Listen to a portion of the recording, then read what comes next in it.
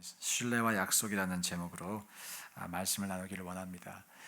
여러분, 미국에 오셔서 크레딧이 생기는 과정이 있습니다. 크레딧 점수가 있죠. 그 크레딧이 생기는 과정이 약속을 지킴으로써 생깁니다. 크레딧 카드를 쓰시면 그 빚을 이제 갚아 나가심으로써 점수가 올라갑니다. 사람 사이에도 그렇죠. 서로가 신뢰가 쌓이고 소위 말하는 신용이 깊어지기 위해선 서로가 말한 그 약속을 지켜야 될 것입니다. 그런데 이러한 원리가 하나님과 우리와의 관계에도 동일하게 적용됩니다. 하나님께서 우리에게 하신 그 약속을 지키실 때 우리가 하나님을 신뢰할 수 있겠죠. 하나님이 항상 약속을 안 지키신다고 생각해 보세요. 그러면 우리가 하나님을 믿고 싶어도 믿기가 어려울 거예요. 하지만 하나님은 자신이 하신 말씀을 반드시 지키시는 분이십니다. 그래서 우리가 주님을 더 신뢰할 수 있게 되고 더 깊은 신뢰로 나아갈 수가 있게 되는 것이죠. 자, 그런데요, 하나님께서 우리를 신뢰하시게 되는 과정도 유사합니다. 여러분, 하나님도 우리를 어느 정도는 신뢰한다는 거 알고 계세요? 주님은 우리를 신뢰할 수 있는지 없는지 달아보십니다. 점검하십니다. 그래서 테스트도 하십니다. 그렇다면 하나님께서 우리를 어떻게 신뢰하게 되실 수 있을까요? 우리가 하나님께 드린 약속을 이행할 때 하나님은 우리를 보시며 신뢰할 만하다라고 말씀하실 거예요. 자, 약속을 이행하는 것, 약속을 지키는 것, 그것이 신뢰를 쌓아가는 과정이라는 것이죠. 이런 점에서 오늘 본문은 하나님의 약속이 우리의 인생 가운데 성취되어 간다는 것을 보여주고 있습니다. 10절 본문 한번 띄워주시겠어요? 요단강이 갈라지는 사건은 하나님의 약속이 성취가 되는 사건입니다. 할렐루야. 하나님께서 말씀하신 것을 이루시는 사건입니다. 또 여호와께서 여호수아에게 명령하사 백성에게 말하게 하신 일, 곧 모세가 여호수아에게 명령한 일이 다 마치기까지 그 일을 하나님은 이루셨어요. 그 일을 또 사람을 통해서 전달하셨어요. 모세가 여호수아에게 전달했고 여호수아가 백성에게 전달했어요. 이렇게 전달하다 보면 사람 마음속에 불안감이 생길 수도 있습니다. 기억하실지 모르겠어요. 옛날에 그 가족 오락관 이런 게임을 보면 시끄러운 음악이 나오는 헤드폰을 쓰고 한 사람이 이 지령을 받아요. 예를 들어서 무료 급식 이런 글자를 보면 상대방 향해서 급식 외쳐요. 그 입모양을 보고 막 전달하죠. 그러다 보면 이제 무상급식 이런 게 나오는 겁니다. 끝에 가서 사람을 통해서 주님이 이렇게 약속을 전달하십니다. 그런데 놀랍게도 하나님의 그 약속이 사람을 통해 전달되었음에도 불구하고 성취가 되는 것을 우리는 봅니다. 하나님은 그 약속을 이루세요. 성취하세요. 그리고 14절 한번 띄워주시죠. 그날에 여호와께서 모든 이스라엘의 목전에서 여호수아를 크게 하셨다라고 합니다. 여러분, 사실 이것은 그런데 하나님께서 여호수아에게 약속하신 것이죠. 여호수아에게 약속하신 거예요. 어디서 약속하셨나요? 3장 7절에서. 3장 7절로 보여주세요. 여호와께서 여호수아에게 이르시되 내가 오늘부터 시작하여 너를 온 이스라엘의 목전에서 크게 하여 내가 모세와 함께 있었던 것 같이 너와 함께 있는 것을 그들이 알게 하리라. 하나님의 약속입니다. 여호수아를 향한. 바로 전본문 또 보여주세요. 14절 말씀. 그것이 그대로 이루어집니다. 그대로 이루어집니다. 여호수아는 요단강을 건넌 이후에 이스라엘 백성들이 자신의 리더십을 인정하고 또 섬겨주었을 때 하나님의 이 약속이 떠올랐을 거예요. 정말 하나님께서 자신이 입술로 약속하신 그대로 모세를 통해 말씀하신 그대로 나에게 역사하셨구나. 주님은 약속을 지키시는 분이시구나. 여러분, 저와 여러분에게도 이러한 고백이 있기를 축원드립니다. 또 여호수아는 아마 이 말씀을 떠올렸을 것 같아요. 신명기 31장 6절입니다. 함께 읽어볼까요? 시작. 너희는 강하고 담대하라. 두려워하지 말라.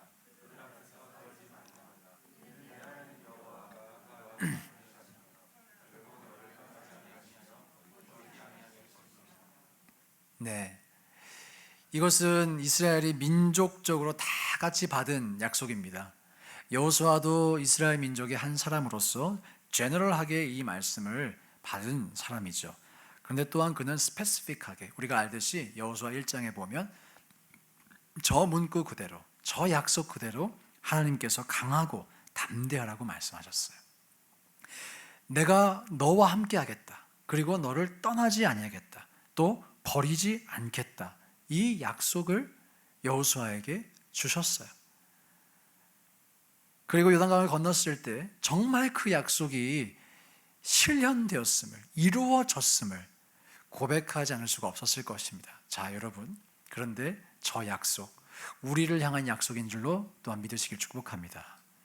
왜 그런가요? 마태복음에서 소개하는 예수님은 임마누엘의 하나님이시기 때문이죠.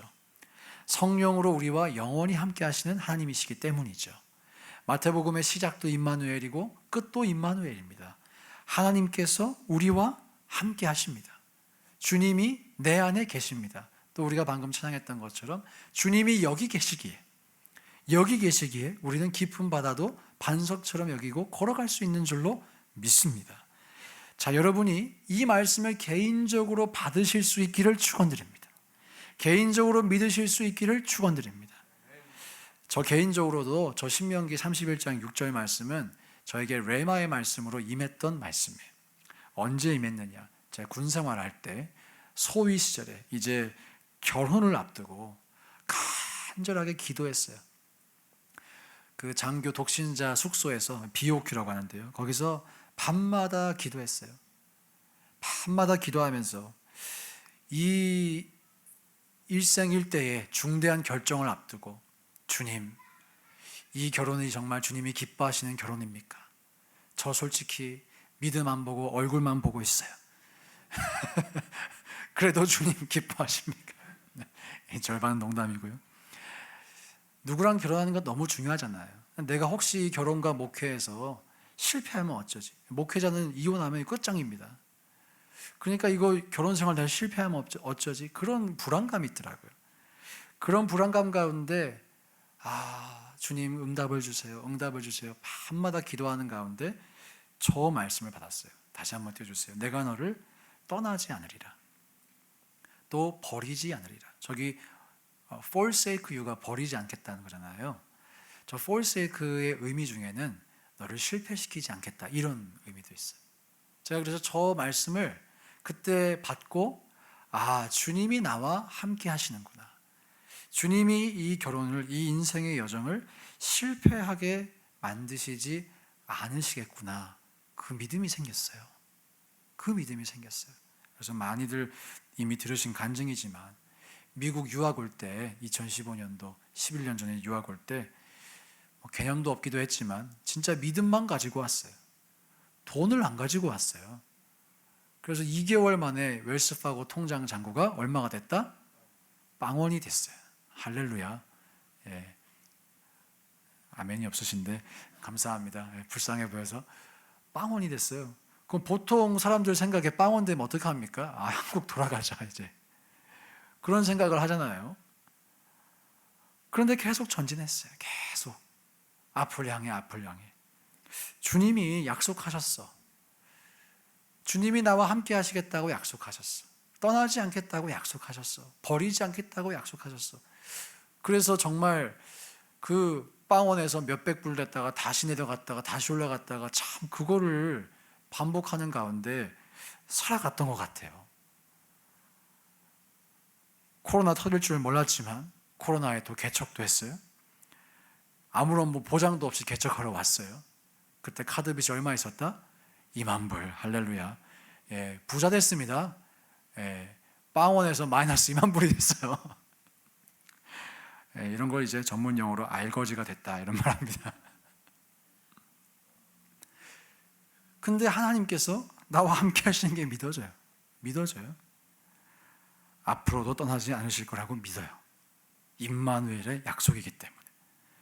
그리고 무엇보다 이 인생을, 우리의 그리스도인의 삶을 단순히 어떤 숫자로, 돈으로 설명할 수 없죠. 고백하지 않을 수 없는 것이 하나님께서 참 부족한 저를 통해서 구해야 할 생명을 살리시고 세워가야 할 사람을 또 견고하게 하시고 주님의 아름다운 교회를 세워감을 고백하게 됩니다. 모든 영광 주님께 너무너무 감사드려요. 오늘 새벽에도 설명했지만 한 번 더 말씀드리겠습니다. 예수님께서 이 가나안 여인, 마가가 표현한 수로보니게 여인을 향해서 큰 믿음이 있다고 했어요. 큰 믿음이 메가 페이트입니다. 메가마트 할 때 그 메가예요. 그런데 이 본문이 나타나기 전 가장 최근에 베드로가 보여준 믿음은 바람을 보고 빠져들어가는 적은 믿음이었죠. 베드로는 사실 제자들의 대표격입니다. 베드로가 그랬으면 나머지도 똑같다니 말이에요. 그러니까 지금 제자들의 상황을 대표적으로 보여주는 것이 적은 믿음이라는 것이죠. 그런데 예수님께서 가나안 여인의 이 포기하지 않는 믿음을 통해서 제자들에게 도전하십니다. 너희들이 가져야 할 믿음이 바로 이 큰 믿음이라고. 하나의 샘플로서, 하나의 교육의 예시로서 제자들에게 프리젠트 하시는 것이죠. 그때 베드로의 마음이 얼마나 찔렸을까요? 대표로 혼났잖아요. 믿음이 적은 자요.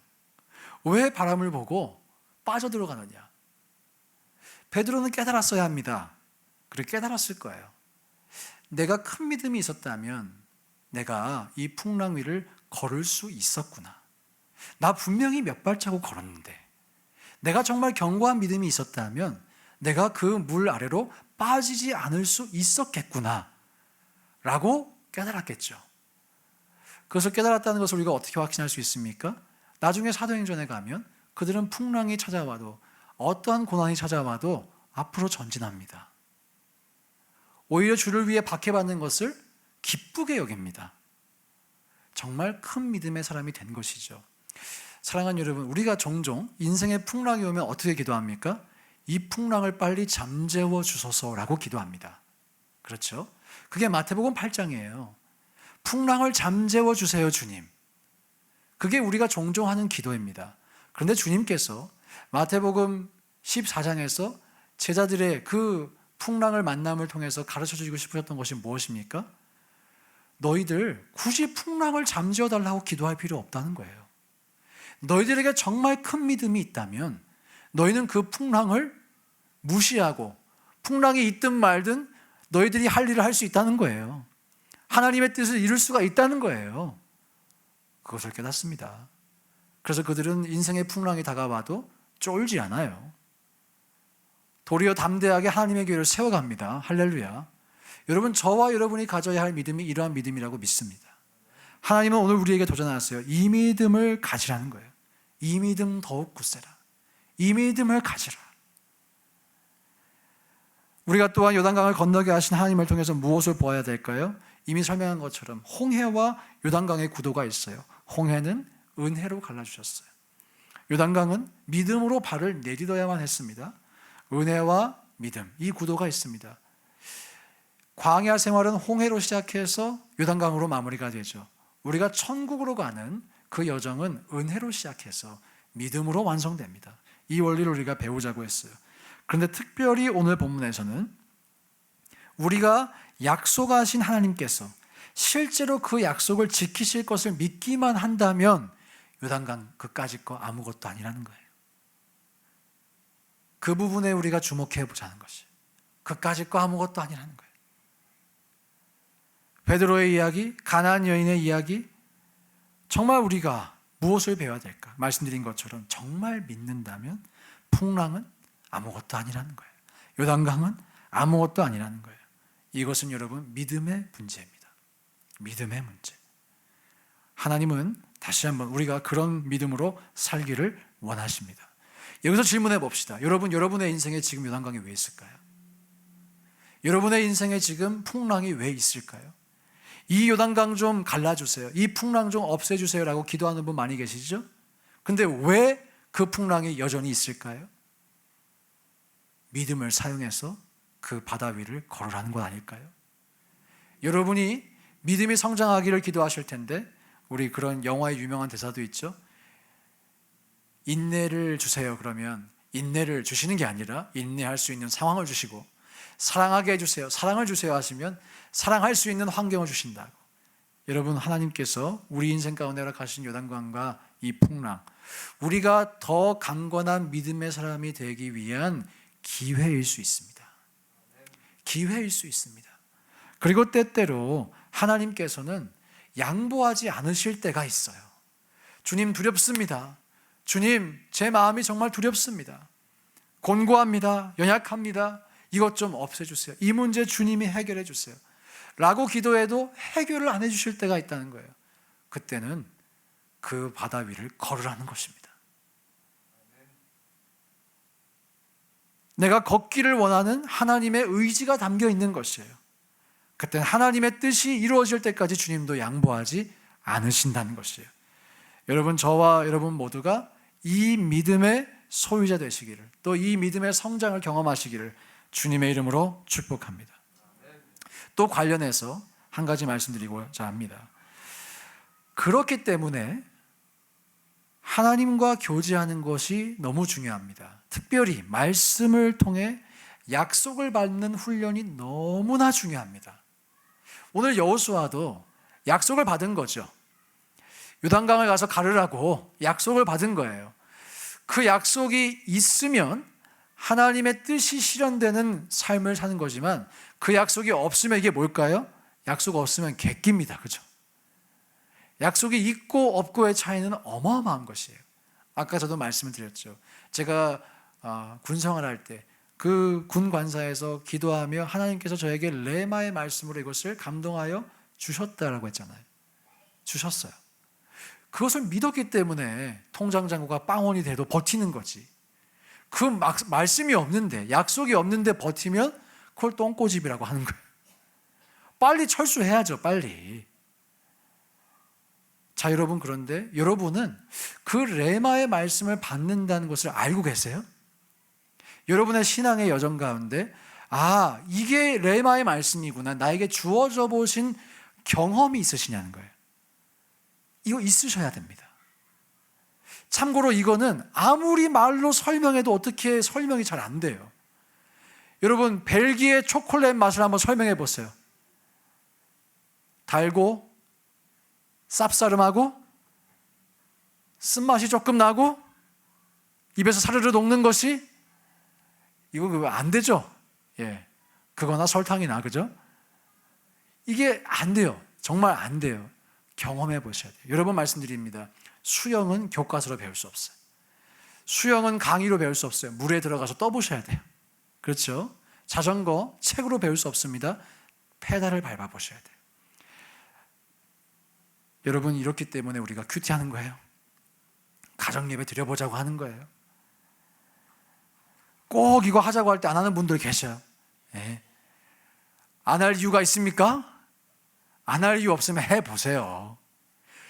예. 꼭 안 하시는 분들은 뭘 해도 사실 안 하셔. 여러분, 해보시기를 축복합니다. 한번 해보세요. 속는 셈 치고. 다 잘 되자고 하는 일입니다. 또 잘 됩니다. 그리고 우리가 이 말씀을 받기까지, 약속이 주어지기까지 시간이 걸릴 수 있어요. 여러분, 이렇게 말씀을 통해서 약속이 주어지는 것은 어느 한순간 일어나는 일은 아닙니다. 우리의 영혼이 기경이 되고 준비가 됐을 때 일어나는 일이에요. 왜 모세가 광야에서 40년을 보내야 됐을까요? 그의 마음을 사로잡고 있던 육신의 정욕, 안목의 정욕, 이생의 자랑이 다 빠지는 시간이 필요하기 때문입니다. 저 사랑스러운 친구들에게도 시간이 필요합니다. 여러분, 이해해 주셔야 돼요. 아무리 말해도 안 됩니다. 눈치도 없잖아요. 포기했어요. 시간이 필요해, 시간이. 우리가 딱 근데 저런 모습이에요. 저런 어린아이 같은 때가 있습니다. 신앙의 시즌 가운데. 모세에게도 40년이 필요했어요. 안 들릴 땐 아무리 말해도 안 들려요. 내 마음이 레디가 돼야 들립니다. 그런데 그 레디가 되기까지 우리가 애쓰고 힘쓸 책임이 있습니다. 정말 내가 레디가 되기 위해 애쓰고 힘쓴다면 그 시간은 단축될 것입니다. 여러분, 레디가 되시기를 축원드립니다. 그때 주님의 약속이 주어집니다. 주님의 약속이 주어지고 그 말씀을 받고 그대로 우리가 살아가는 훈련을 함으로 말미암아 우리는 하나님께서 자신이 약속하신 그 말씀을 지키시는 분이라는 것을 경험하게 됩니다. 경험하게 돼요. 여러분, 이 길갈의 12돌, 분명히 그 돌에는 제가 볼 때 이끼가 껴 있었을 거예요. 이끼가. 이스라엘 민족 입장에서 이 돌이 왜 의미가 있었겠어요? 길에서 주워온 돌과는 다른 것입니다. 스톤 마운틴에 있는 돌과 다른 거예요. 강 아래에서 주워왔다는 흔적이 분명히 남아있는 돌입니다. 그렇죠? 그렇기 때문에 그 돌이 우리가 이 요단강을 건널 때 마른 땅을 건넜다라는 증거가 되겠죠. 저는 여러분과 저의 삶에도 그렇게 하나님께서 분명히 틀림없이 역사해 주셨다라고 하는 이 간증이, 이 고백이 차고 넘치시길 주님의 이름으로 축원드립니다. 자, 이렇게 하나님께서 하나님의 약속을 주시고 그 약속을 지키심으로써 우리가 하나님을 신뢰하게 하는 그런 신앙의 원리가 있다면, 또 반대로 우리가 하나님께 약속한 것을 지킴으로써 하나님이 우리를 신뢰하게 되는 그런 원리 또한 존재합니다. 오늘 본문 10절을 보면 백성들이 속히 건넜다라고 기록되어 있어요. 속히 건넜다. 맨 마지막 줄 보이시죠? 백성은 속히 건넜다라고 되어 있습니다. 여기서 속히 건넜다라고 하는 것은 하나님의 명령에 대한 즉각적인 순종, 의심 없는 순종을 의미합니다. 그리고 하나님의 백성이 자신들이 해야 할 그 순종을 즉각적으로 했을 때 모든 일이 은혜 가운데 진행된다는 그런 뉘앙스를 담고 있는 구절입니다. 참고로 이 여호수아에서 최초의 불순종은 여호수아 7장에 나오는데요, 그 결과가 참혹하죠. 참혹합니다. 궁극적으로 그래서 이 본문이 우리에게 전달하고 싶은 것은 우리가 하나님을 영화롭게 하고 그분을 경외할 때 하나님은 우리 가운데 기적을 행하신다는 것이죠. 그런데 이 과정 속에 그 백성이 신속하게 건넜더라, 이런 구절이 나타나 있어요. 순종했다는 것이에요. 말씀을 믿고 실천했다는 것이에요. 자, 여호수아도 하나님과 독대하며 교제하였습니다. 참고로 여호수아는 하나님과 교제한 시간이 길지 않았어요. 모세야 너무 오랜 시간 교제를 했으니 이것이 하나님의 감동인지 알았겠죠. 성령의 감동하심이 분명했을 거예요. 분별됐을 거예요. 근데 여호수아는 이제 막 시작을 했어요. 이제 막 성령의 감동을 받고 지도자의 위치에 올라서 말씀을 선포해야 하는 이 사람에게 분명히 틀림없이 이런 불안감이 있었을 것 같아요. 내가 받은 이 감동이 진짜 감동이 맞나? 이성적으로 보면 이거 말이 안 되잖아요. 그리고 내가 모세와 같은 반열에 올라간다고? 이거 자뻑 아닐까? 이거 혹시 교만 아닐까?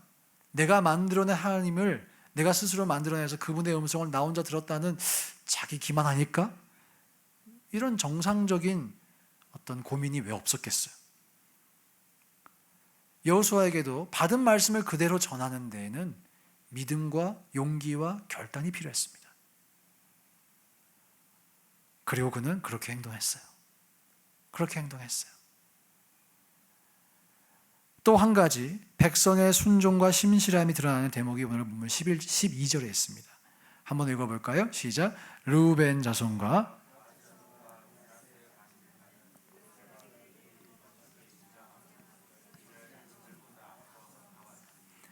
여기 세 지파 이름이 나옵니다. 르우벤, 갓, 그리고 므낫세 반이죠. 므낫세의 half입니다. half tribe of 므낫세 나오고 되어 있죠. 자, 이 르우벤과 갓 자손과 므낫세 0.5 지파는 이미 동쪽에, 요단강 동쪽에 모세 시절에 땅을 받았어요. 그런데 이들이 무장하고 함께 싸웁니다. 이것은 이 전쟁이 공동체 모두가 함께하는 싸움이기 때문에, 하나 되어야 하기 때문에, 그들이 동참하기로 또한 약속했기 때문이라고 말씀을 드렸죠. 근데 또한 이것은 자신들이 모세로부터 받은 명령을, 또 모세에게 한 약속을 지키는 장면이기도 합니다. 민수기 32장으로 한번 가볼게요. 민수기 32장 21절부터 23절까지 한번 읽어보겠습니다. 시작.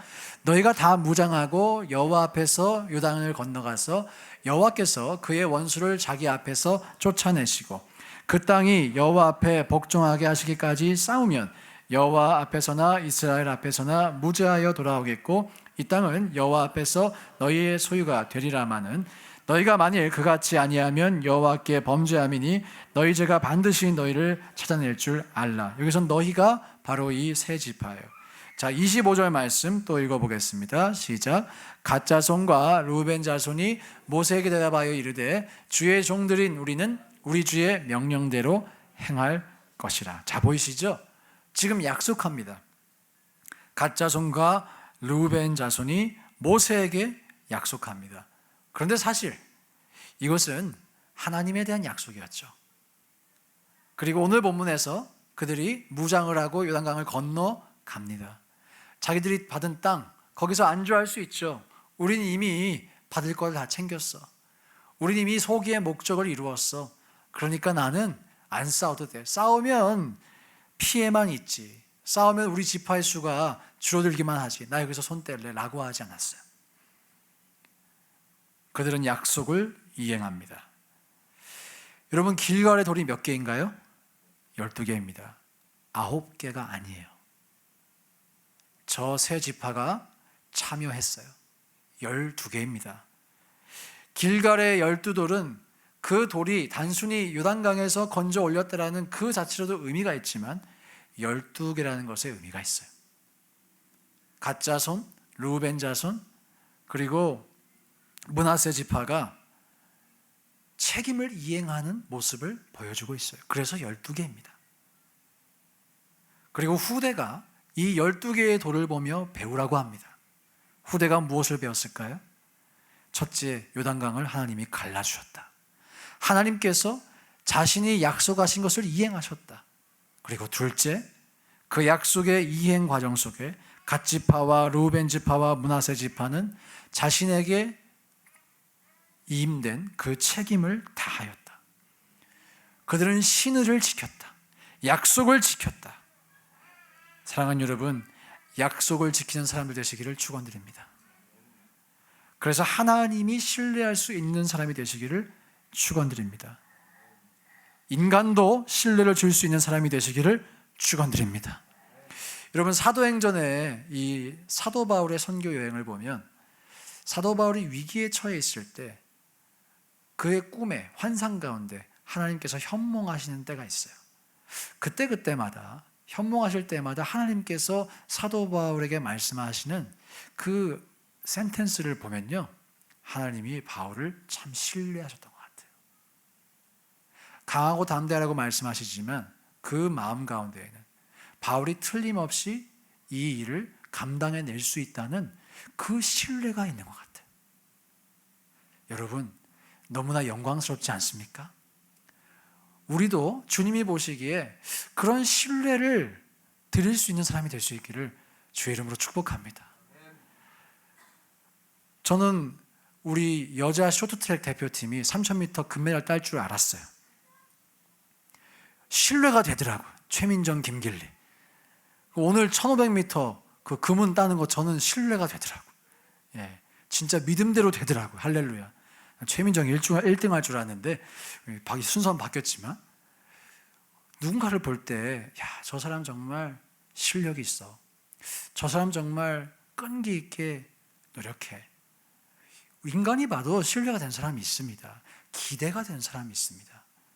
여러분, 저와 여러분의 믿음의 실력도 하나님이 보시기에 그렇게 성장할 수 있기를 원해요. 그렇게 성장할 수 있기를 원해요. 물론 우리 부족하고 연약한 점 많이 있지만 그렇게 부족하고 연약했던 예수님의 제자들이 변화되는 것을 보십시오. 우린 평생 부족하고 연약한 그 영역에 머물러 있기에는 우리에게 주어진 하나님의 기대가 너무도 큽니다. 로마 황제였던 율리우스 카이사르가 루비콘 강을 건넜죠. 그 강을 건넜을 때 그가 이게 되돌릴 수 없는 선택이라는 것을 알았기 때문에 이렇게 말했다 그래요. 주사위는 던져졌다. 아시죠? 주사위는 던져졌다.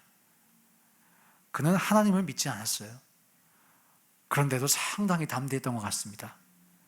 여러분, 하나님을 믿는 우리, 정말 우리가 하나님을 믿는다면 최소한 이 카이사르만큼은 담대해야 할 줄로 믿습니다. 아까 말씀드린 것처럼 그리스도인들에게도 때때로 요단강이 있어요. 하나님이 홍해처럼 안 갈라주신 요단강이 있어요. 또 풍랑이 찾아올 때가 있어요. 그때 어떻게 해야 될까요? 주님을 믿는 믿음으로 요단강, 풍랑 이거 아무것도 아니야. 나는 이 풍랑 위를 걸어갈 수 있어. 나는 주님을 바라보며 이 풍랑을 몇 발자국이라도 더 걸어볼 거야. 그렇게 결단하고 믿음으로 승리해 보시길 주님의 이름으로 축복합니다. 함께 찬양하실 텐데요.